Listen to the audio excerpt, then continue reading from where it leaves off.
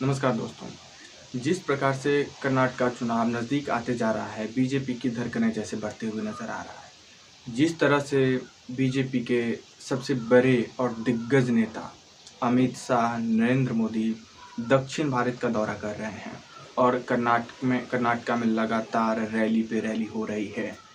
वो क्या संकेत देता है? क्या बीजेपी को इस बात का डर है कि सी वोटर का जो सर्वे आया है, क्या वो सही न साबित हो जाए? आज दरअसल बात हम करेंगे सी वोटर के सर्वे पे और जानने का प्रयास करेंगे कि कर्नाटक में हालिया स्थिति क्या है। आगे बढ़ने से पहले प्लीज यदि वीडियो अच्छा लगता हो तो प्लीज लाइक करें, शेयर करें और सब्सक्राइब करें। दरअसल दोस्तों, यशवंत देशमुख जो एबीपी न्यूज से जुड़े हुए हैं और सी वोटर एक सर्वे उनका है, जो सी वोटर वो सर्वे करते हैं, जिसमें उन्होंने ओपिनियन पोल की है और उन्होंने बताया है कि बाकायदा कांग्रेस को कितनी सीटें आने की संभावना है और बीजेपी कितनी सीटें ला सकती है। किंग मेकर के तौर पे किस पार्टी की भूमिका होगी?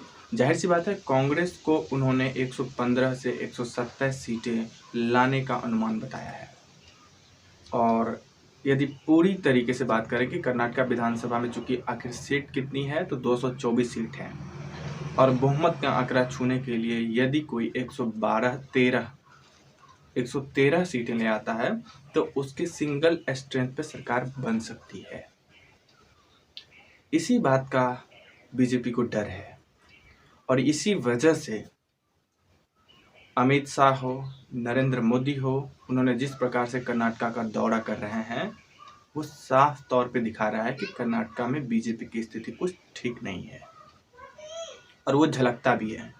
सी वोटर ने बताया कि बीजेपी को 70 सीटें ही आने की उम्मीद है। हालिया जो सिचुएशन है, यदि 70 सीट ही बीजेपी लाती है तो वो बहुमत के आंकड़े से बहुत दूर है। बहुमत का आंकड़ा 113 होता है। कम से कम उसे 40 सीटें और चाहिए अपनी सरकार बनाने के लिए। तीसरी तरफ एक और पार्टी है जो जेडीएस है। जेडीएस के प्रमुख हैं कुमारस्वामी। इनके पिताजी एचडी देवगौड़ा थे, जो भारत के पूर्व प्रधानमंत्री भी रहे हैं। जेडीएस को वोकलिंगा कम्युनिटी का सबसे बड़े नेतृत्वकर्ता के रूप में जाना जाता है। मतलब कुमारस्वामी वोकलिंगा कम्युनिटी का सबसे बड़े नेता है और उसकी लगभग पॉपुलेशन जो है वो 15% के करीब है। और सी वोटर ने ऐसा सर्वे में बताया है कि 35 से 40 सीटें लगभग जेडीएस जीत सकती है। तो क्या बीजेपी इस फिराक में है कि वो जेडीएस के साथ गठबंधन करके सरकार बना ले? क्योंकि अकेले सरकार बनाने में आज तो वो असमर्थ दिख रही है, अभी का जो हालिया सिचुएशन है। वहीं दूसरी तरफ कांग्रेस भी चाह रही है कि जेडीएस को अपने खेमे में बना के रखें, ताकि खुदा ना खास्ते यदि थोड़ी बहुत सीटें कम आती है तो जेडीएस का सपोर्ट लेकर के सरकार, गठबंधन की सरकार बनाएंगे। दरअसल दोस्तों, हालिया विवाद जो है वो नंदिनी ब्रांड को लेकर के है। जिस प्रकार से अमित शाह ने कर्नाटक के एक रैली में कहा कि नंदिनी जो वहाँ की लोकल दूध का ब्रांड है, जो सारे प्रोडक्ट बेचता है, दूध हो, दही हो, मक्खन, क्रीम, घी, इन सारे ब्रांड को बेचता है, उसके बारे में अमित शाह ने कहा कि नंदिनी ब्रांड को अमूल ब्रांड के साथ कोलैबोरेट कर देंगे, मतलब दोनों ब्रांड को मर्ज कर देंगे। इस चीज को लेकर के कर्नाटक में तीखी प्रतिक्रिया हुई और वहां के लोगों का कहना है कि ये हमारा अपना ब्रांड है, अमूल गुजरात का ब्रांड है, मैं उसके साथ कोलैबोरेट नहीं करूंगा। और इस पे जेडीएस और कांग्रेस ने एक व्यापक पैमाने पे आंदोलन छेड़ दिया है।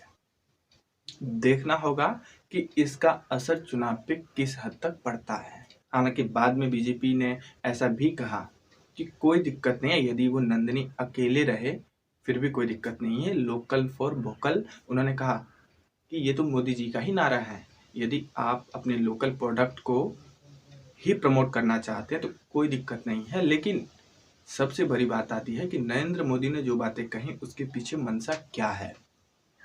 क्या गुजरातीपन या गुजरात की जो भी चीजें हैं इस पूरे देश पे हावी होना चाहती है? जिस प्रकार से वहाँ पे ब्यूरोक्रेसी हो, वहाँ की लीडरशिप हो, वहाँ के बिजनेसमैन हो, वहाँ की जुडिशरी हो, ने हालिया दिनों में दिखाया है कि वो देश के हर चीज़ों पे अपना दबदबा कायम करना चाहता है।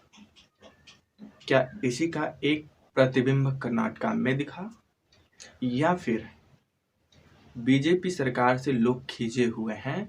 इसका प्रतिक्रिया ये है। हाल के दिनों में जिस प्रकार से बीजेपी सरकार पे 40% कमीशन वाली सरकार का आरोप लगा, साथ ही साथ वहाँ पे बेरोजगारी और भ्रष्टाचार, वहाँ के जो इंफ्रास्ट्रक्चर हैं, बेंगलोर शहर की जो बेसिक इंफ्रास्ट्रक्चर है, कुछ दिन पहले जो बाढ़ आई थी वो सामने आई, वो उजागर हुई कि आखिर इस बाढ़ में करोड़ों करोड़ के बंगले पानी और मलबे के नीचे दब गए। ये किस तरह के इंफ्रास्ट्रक्चर है? वहाँ के जो लोग हैं उन्हें अनएम्प्लॉयमेंट की इतनी फिक्र है कि उन्होंने इस चुनाव में रोजगार को एक मुद्दा बनाने तक भी तुल गए, और उन्होंने कहा कि हमें राष्ट्रीय मुद्दा नहीं चाहिए। कर्नाटक का जो विधानसभा चुनाव होगा उसमें लोकल मुद्दा हावी होनी चाहिए। उस लोकल मुद्दा में रोजगार का मुद्दा होना चाहिए, भ्रष्टाचार का मुद्दा होना चाहिए, महंगाई का मुद्दा होना चाहिए, साथ ही साथ वहाँ के इंफ्रास्ट्रक्चर का भी मुद्दा होना चाहिए जो स्टेट गवर्नमेंट के अंदर आता है। हमें नेशनलिज्म नहीं चाहिए, हमें हिंदू मुस्लिम नहीं चाहिए, हमें ओबीसी कम्युनिटी के आधार पर जिस प्रकार से एक नैरेटिव बीजेपी कर रही है कि राहुल गांधी ने ओबीसी कम्युनिटी को बदनाम करने के प्रयास की, हम इस इशू पे चुनाव नहीं लड़ेंगे और इस पे वोट नहीं करेंगे। ये क्या संकेत देता है?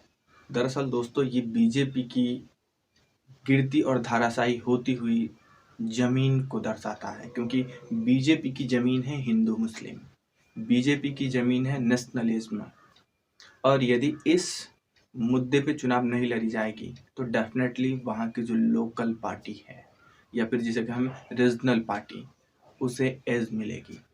साथ ही साथ ऐसा नहीं है कि बीजेपी ने हिंदू मुस्लिम या पोलराइजेशन करने का प्रयास नहीं किया, उन्होंने भरसक प्रयास की, और उसी का नतीजा है कि उन्होंने 4% जो मुस्लिमों को वहाँ रिजर्वेशन मिला हुआ था वो छीन ली, और वो ये दिखाने का प्रयास किए कि मुस्लिमों को रिजर्वेशन नहीं दिया जाएगा, मतलब हमें उस 15% 12% माइनॉरिटी मुस्लिम की फिक्र नहीं है, मुझे 80-85% जो हिंदू हैं उसका वोट चाहिए। हाल के कुछ दिनों में येदियुरप्पा के साथ मोदी का और अमित शाह का जो मिलन हुआ, जिस प्रकार से येदियुरप्पा लंबे वक्त से बीजेपी से नाराज चल रहे थे, आज उनकी नाराजगी और उस नाराजगी का खतरा उन्हें झेलना पड़े, इस वजह से उन्होंने येदियुरप्पा को मनाने का भरसक प्रयास किया है। दरअसल दोस्तों, येदियुरप्पा लिंगायत कम्युनिटी का सबसे बड़े लीडर हैं, और ऐसा माना जाता है कि कर्नाटक में 17% के अप्रॉक्स लिंगायत का पॉपुलेशन है, और यही वजह है कि उन्होंने बीएस येदियुरप्पा जो हालिया मुख्यमंत्री हैं उसके ग्राफ को नीचा करते हुए येदियुरप्पा को आगे लाने का प्रयास किया है, ताकि उनके चेहरे के आधार पे हमें लिंगायत कम्युनिटी का, SC ST कम्युनिटी का या फिर ओबीसी कम्युनिटी का राहुल गांधी पे जिस प्रकार से नैरेटिव गढ़ी गई कि राहुल गांधी ने मोदी कम्युनिटी को विरोध किया, मोदी कम्युनिटी को नीचा दिखाने का प्रयास किया, मतलब मोदी ओबीसी कम्युनिटी में है तो ओबीसी कम्युनिटी को बदनाम करने का प्रयास किया, तो उन्होंने ओबीसी वोट बैंक में भी सेंध लगाने का प्रयास कर रहे हैं। और जानकारी के लिए बता दूं, कर्नाटक में 33% ओबीसी कम्युनिटी का पॉपुलेशन है। तो कुल मिलाकर के आप डेवलपमेंट पे बात नहीं करते हैं, आप सोशल रिफॉर्म पे बात नहीं कर रहे हैं कि हिंदू कास्ट में भी, हिंदू रिलीजन में भी कितने कास्टेज हैं, उस कास्ट में एज अ कास्ट के आधार पे डिस्क्रिमिनेशन क्यों हो रहा है। बट आप हिंदू मुस्लिम करके सारे हिंदू का वोट लेने का प्रयास कर रहे हैं। वहाँ के लोकल लोगों ने, कर्नाटक के जो मूल निवासी हैं, जो वहाँ के वोटर हैं, वो इस चीज़ को दरकिनार करेंगे, और इस बार की लड़ाई जो होगी वो भ्रष्टाचार, रोजगार, अनएम्प्लॉयमेंट, महंगाई, वहाँ की जो बिजली, पानी की बहुत बड़ी समस्या है, बिजली, इंफ्रास्ट्रक्चर, इन सब चीज़ों पे लड़ी जाएगी। और कांग्रेस यदि इस लोकल इशू को वोकल कर पाता है तो डेफिनेटली उसे इस चुनाव में अच्छी खासी बहुमत आएगी। बट वो मोदी जी के और बीजेपी के उस नैरेटिव में फंसते हैं, जिस प्रकार से उन्होंने राष्ट्रीय नैरेटिव करने का प्रयास करते हैं, तो डेफिनेटली कांग्रेस को मात खानी पड़ेगी। और निश्चित तौर पे यह कहा जा सकता है जो पिछले कुछ वर्षों से जेडीएस ने जिस प्रकार से किंग मेकर की भूमिका निभाई है, वो इस बार भी ऐसा लगता है कि वो किंग मेकर की भूमिका ही निभाएगा, क्योंकि वो जिस पार्टी के साथ चले जाएगा इलेक्शन के बाद निश्चित तौर पे उसकी ही सरकार बनेगी, ऐसा मैक्सिमम संभावनाएं हैं। तो दोस्तों इस वीडियो में इतना ही। अच्छा लगा हो तो प्लीज़ लाइक करें, शेयर करें और सब्सक्राइब करें। Thank you.